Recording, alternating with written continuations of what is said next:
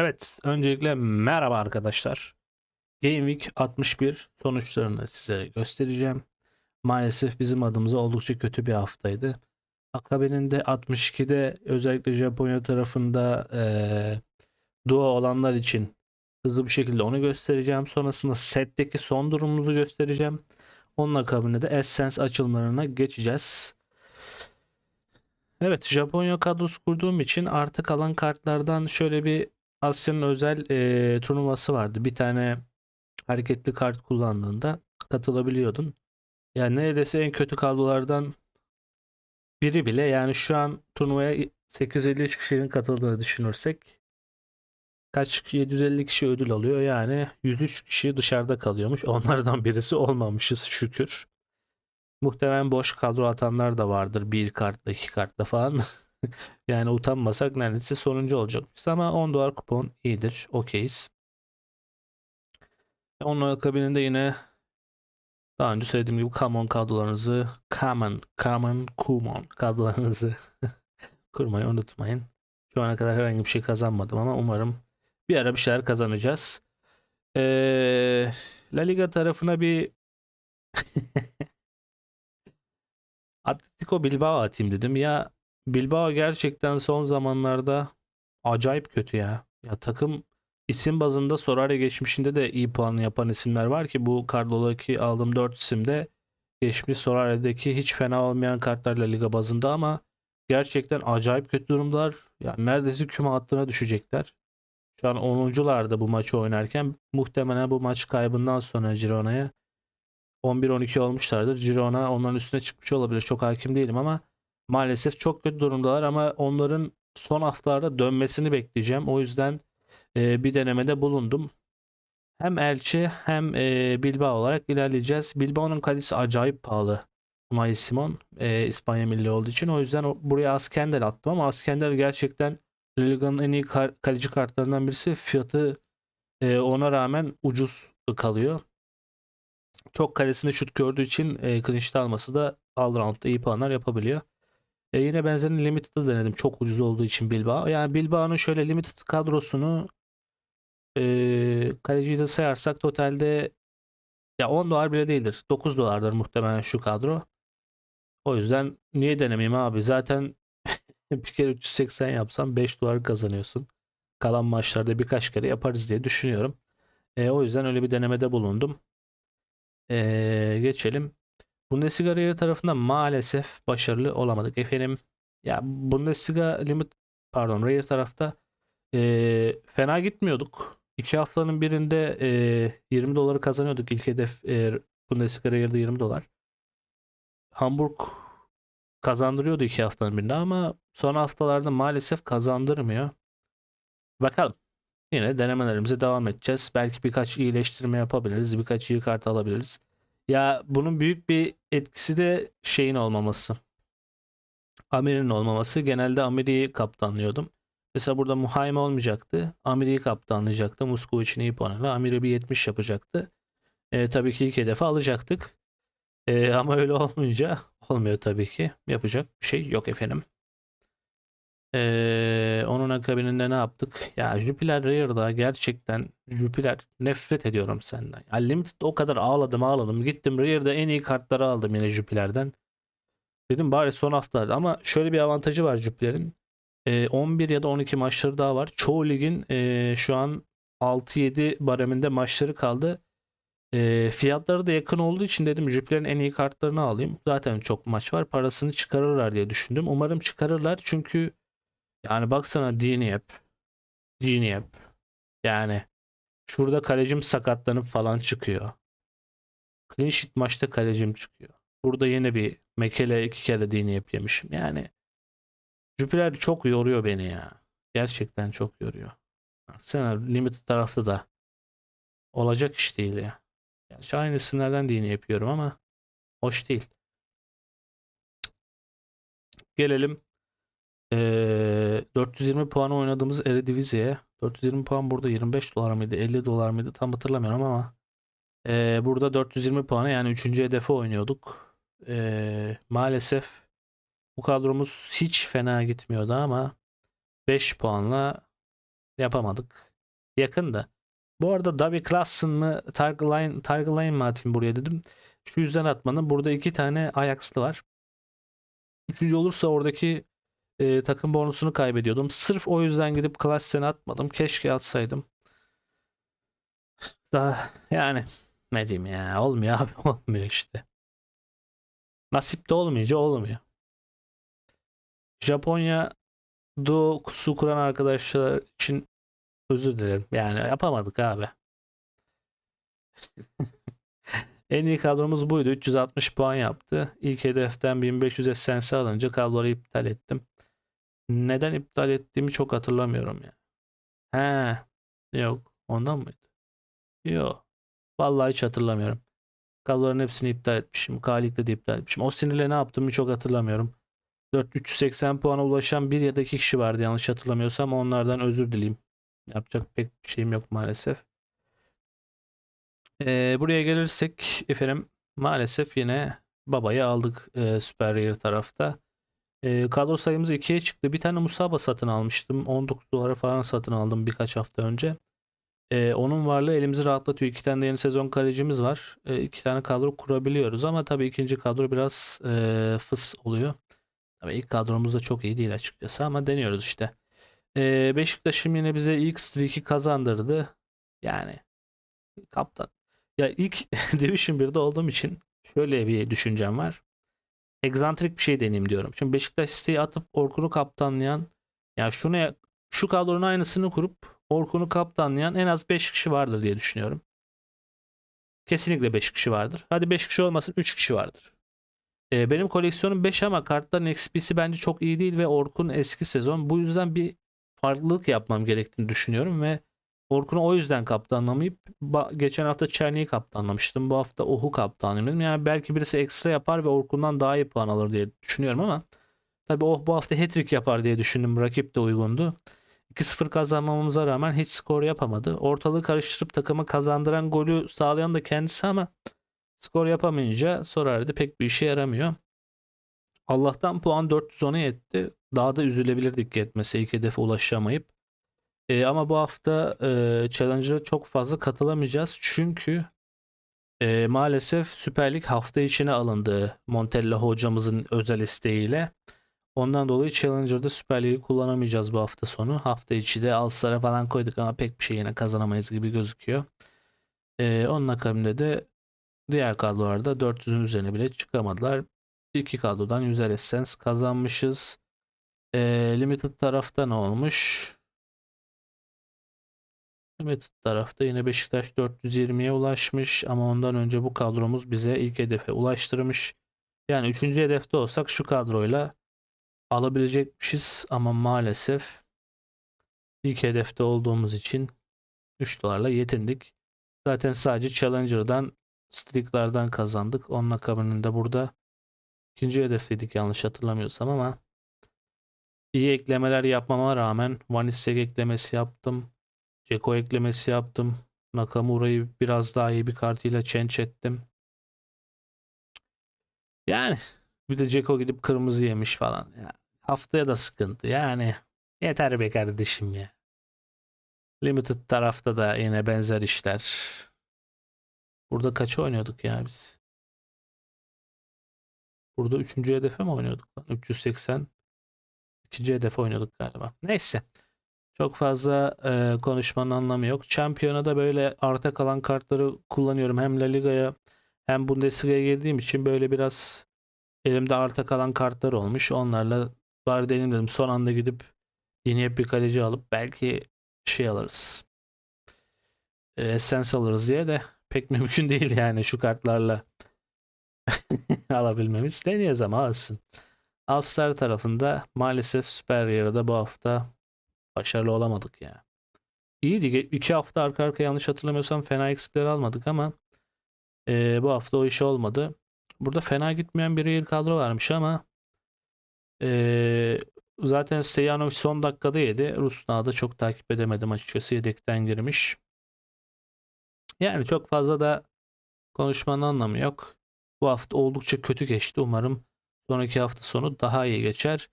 13 dolar kazanmışız. Tamamını Challenger Streak'ten kazandık. 1150 Limit Rare Essence, 1900'de Limited Essence kazanmışız.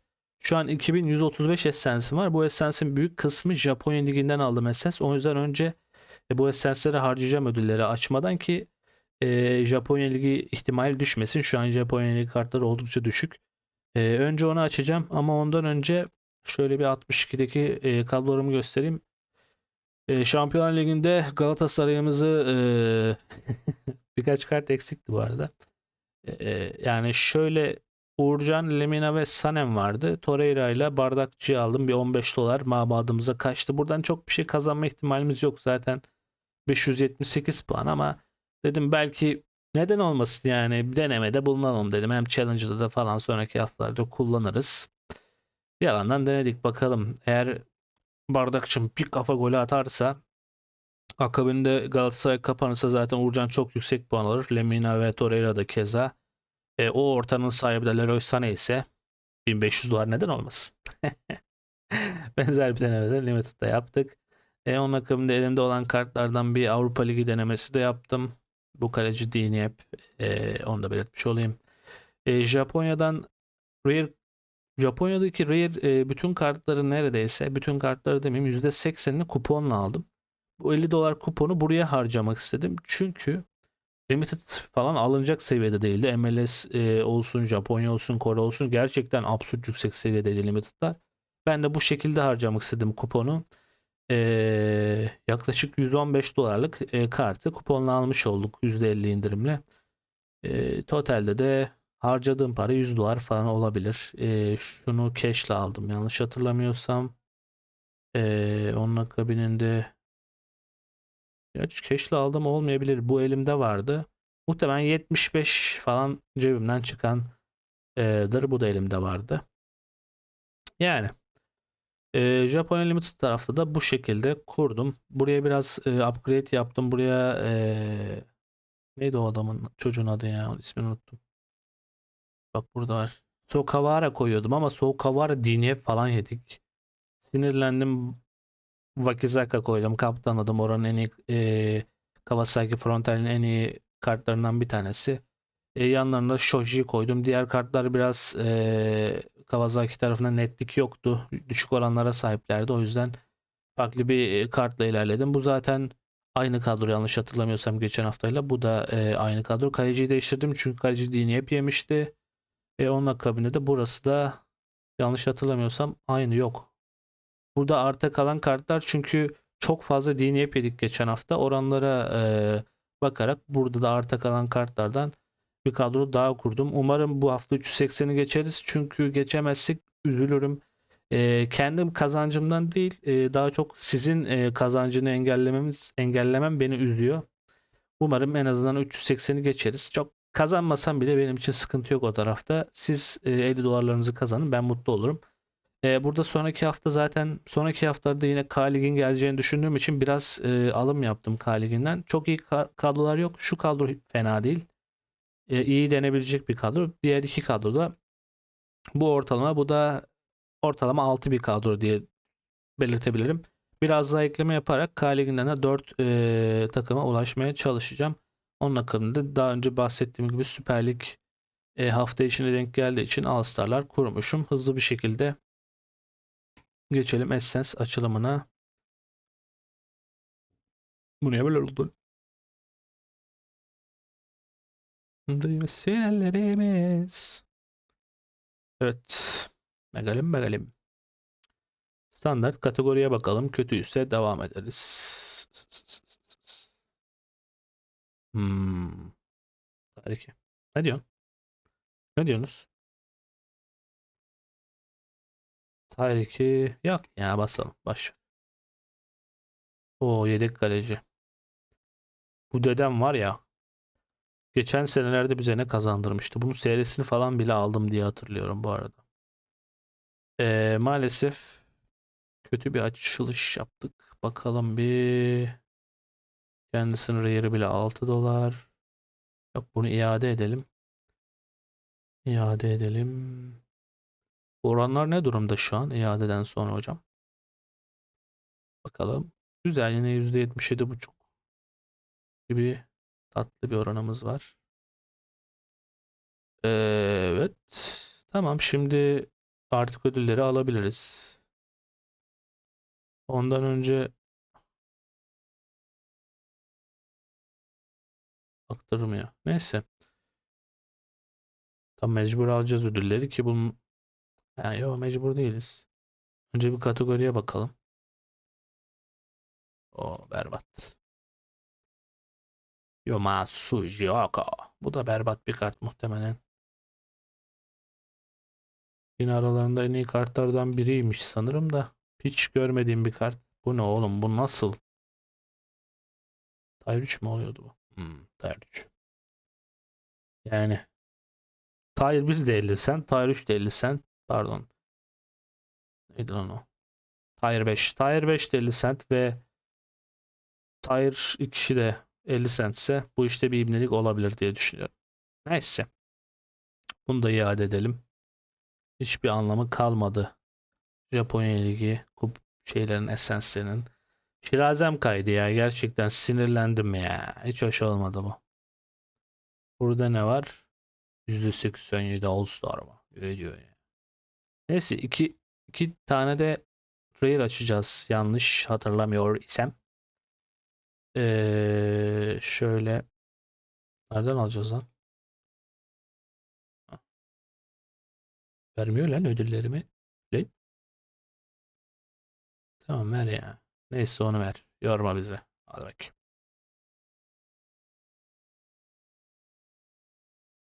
Anlanılabilir de diyor herkes. Kapat.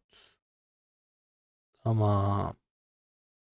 Önce Rare'i açmak istiyorum. Çünkü kategoriyi kullanabileceğiz Rare'da. Herkes olabilir. Abi güzel bir kart at. Ne olacak ya? Andre Santos kim ya? Allah'ım yarabbim. Sıfır iyi kart varmış zaten. Kimsin abi sen? Allah Allah. Chelsea'de as oynuyor lan çocuk. Ve hiç para etmiyor. Çok garipmiş ya. Enteresan geldi valla. Chelsea'de as oynuyor çocuk ve para etmiyor. Biraz crazy bir durum. 20 dolar ama. Okey ya. 20 dolar okeyiz. Ver abi. Satabilirsek tabii. Satabilir miyiz bilmiyorum. Esensimiz neymiş? %39. Challenger %17. Jupiler %17. Quadra %16. Ligas. Kör kurşun açacağız burada. Hiçbir şey yapamıyoruz. Açacağız bakalım. Oo, berbat attı. Aslanı kaçırmışız. Ön akabininde bir şey kaçırmamışız. Yine berbat bir essens açılışı. Teşekkürler efendim. Teşekkürler. Herif 1 dolar ediyor. Ya Rare Card'ın 1 dolar olması da futbolu bırakmış adam o kadar olmamalı ya. Biz saygıdan falan futbolu bırakmış adama bile dersin ki 3-5 dolar ya. Yes, yeter be babuş ya. Bir tane de verirsin abi iyi kart. Bu kadar olmamalı ya. Ağlayacağım ama ya. Böyle sen açılışı olur mu abi? Bu ne ya? Bu ne abi?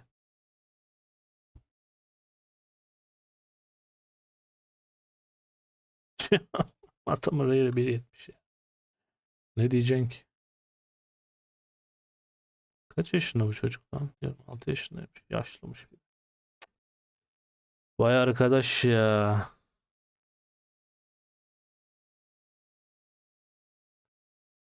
Ne diyeceksin? Ne diyeceksin ki abi? Şu rezilliğe bak.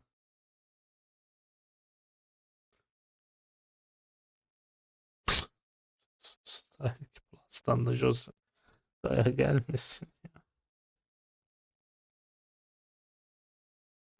Ağlayacağım ama ya. Gerçekten ya. Hiçbiri para etmez ki bunların zaten bak. Para edecek adamı sana söyleyeyim. Kiwior edebilir. Zaten Tier 1'miş. Blink belki edebilir de. Çok sanmıyorum. Bittek zaten 4 dolar 5 dolar falan da en son. Bunlar edebilir. 11 dolar. 5 dolar. 4 dolar. Yani bize de geldin 50 sent falan 1 dolar 50 sent arası bir kart. Ya gaya kandırır mı bizi? 2 dolarmış. Yani